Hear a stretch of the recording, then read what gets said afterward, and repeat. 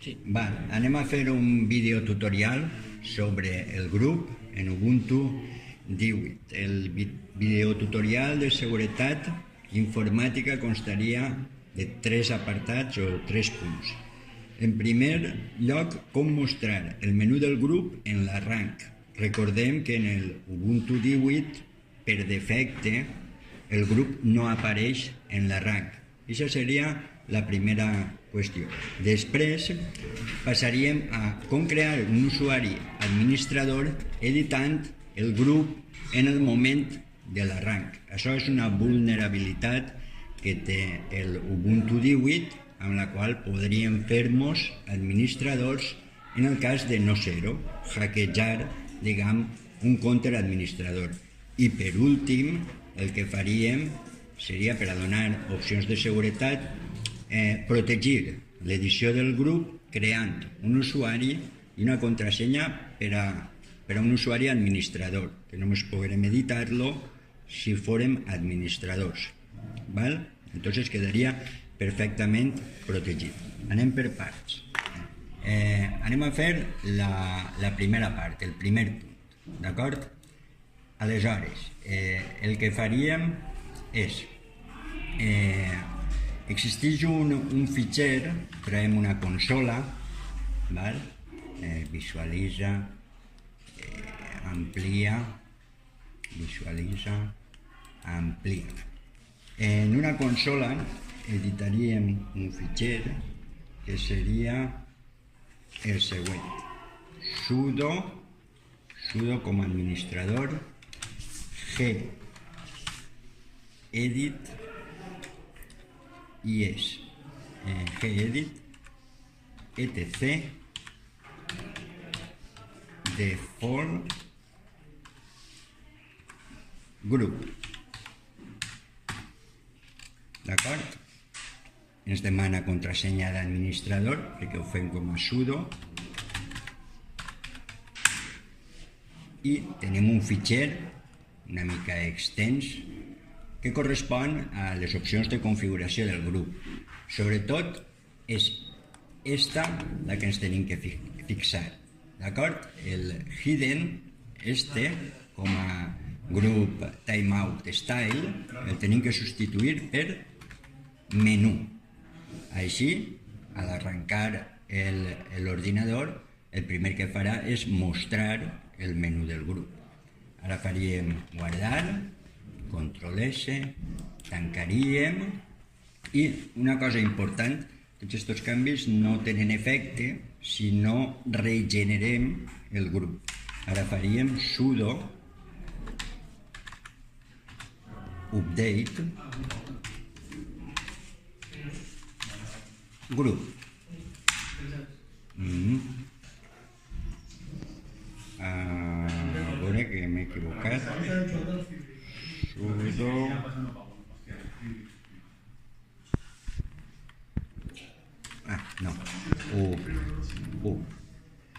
update group. Ara sí, està regenerant els fitxers del grup i ara simplement reiniciar. Sudo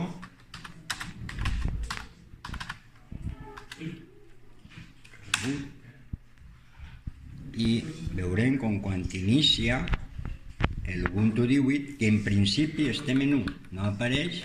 Al posar en este fitxer l'opció de menú en compte de hidden apareix les distintes opcions del menú. Ara, si apretarem E, podríem passar a l'edició, diguem, de les distintes ordres del grup. Passem al punt número. Bé, en el menú del grup, si pulsem l'opció, la tecla E, editarem els comandos ja bastant complexes que té l'arranc de Linux. Ens fixarem en esta línia, en la que posa Linux i tots estos paràmetres per a l'arranc.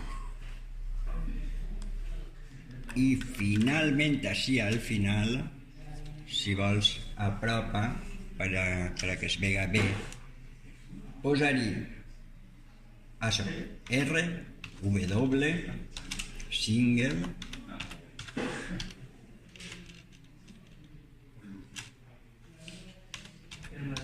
init igual.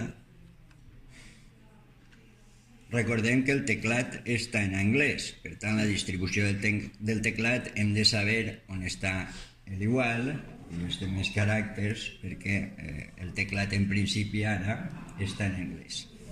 Barra 20 barra bas.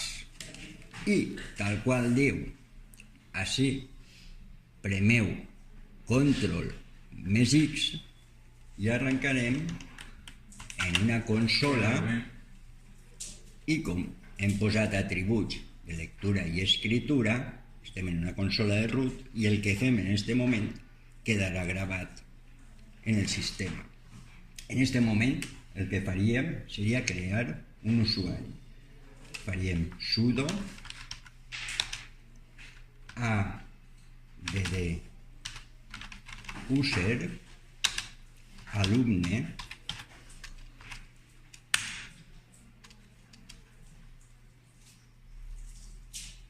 introduir la contrasenya per a Linux alumne. Este serà l'usuari administrador. Alumne, contrasenya alumne. Nom complet, posem alumne i la resta res. Diem que les dades són correctes, sí, i en principi està creat l'usuari alumne. Ara anem a agregar-lo al grup sudo per a concedir-li els privilegis d'administrador. D'acord? Per això farem sudo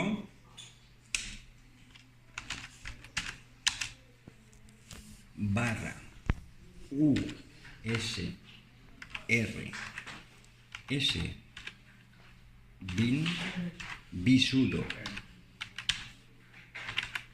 bisudo i entrem a editar un fitxer certament llarg i complicat i en esta línia en concret que està el root afegirem l'usuari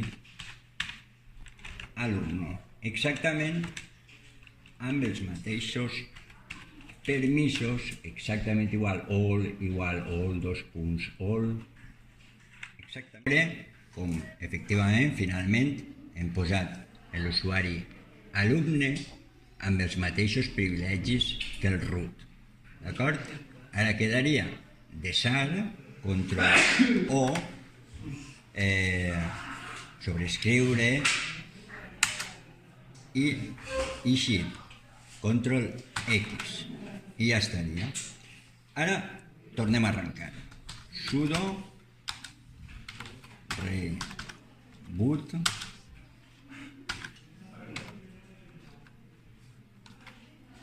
-F i torna a arrencar. Arrenquem normalment. Ara arrencarà l'Ubuntu i quan isquen els usuaris se suposa que hi ha un usuari que és alumne i comprovaríem que és administrador. Està arrencant el sistema i comprovarem que en l'entrada hem creat un usuari i veurem que té permisos d'administració. En el cas d'haver-ho aconseguit, hauríem aconseguit crear un usuari administrador sense ser administradors ni saber hipotèticament la contrasenya d'administrador. Si tenim l'usuari alumne, en contrasenya alumne i en principi estem dins. És la primera vegada que entra, li costa una mica de carregar. Ara fem una consola i fem un comando sudo gedit, per exemple. Ens demana contrasenya d'administrador i efectivament podem editar el fitxer com a administrador. Per tant, diguem que hem hackejat el sistema, hem hackejat una contrasenya d'administrador. Bé, la següent part del tutorial seria com protegir aquesta vulnerabilitat i com, per a poder editar les entrades del menú del grup, caldria introduir un usuari i una contrasenya de l'usuari administrador. D'acord?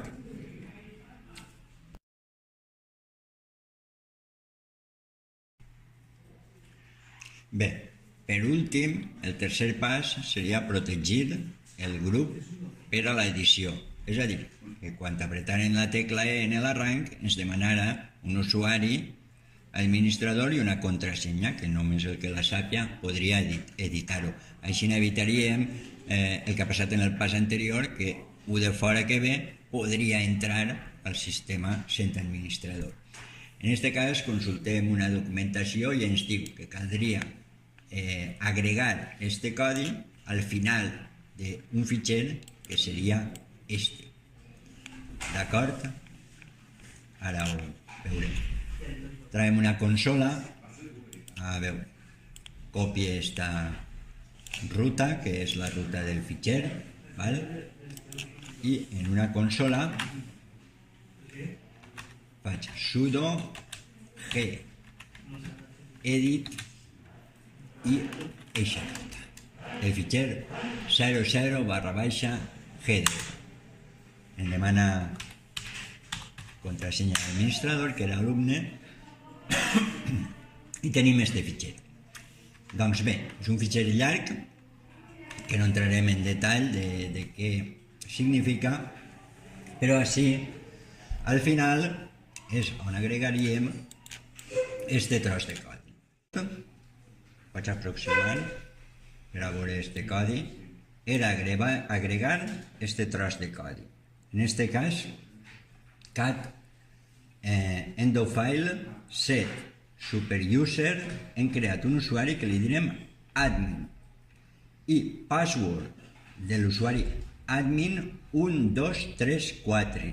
Este serà l'usuari per a editar el menú del grup. Quan pulsem la tecla E ens demanarà l'usuari administrador, en el nostre cas serà admin, i una contrasenya, en el nostre cas 123. Evidentment, nosaltres posaríem la que voldríem. Existeix la possibilitat de posar més d'un usuari administrador. Ara seria guardar.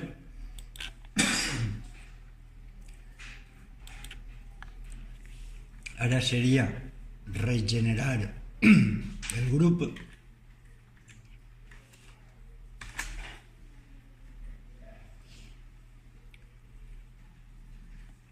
I reiniciar el sistema.